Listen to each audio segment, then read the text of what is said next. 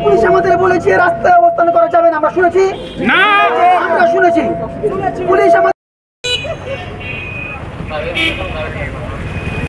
ভাই কথা শুনলেন ভাই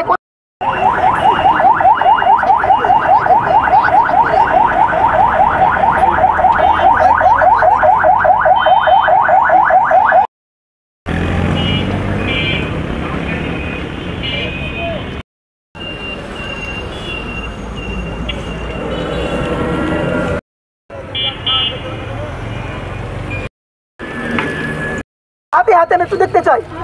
ছাতাগুলো আছে আমাদের এখনকার ছাতাগুলো ফোটান সবাই ছাতা ফোটান দিতে পারে না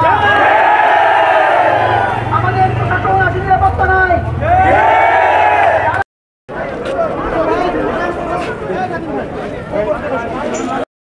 ছাতাকে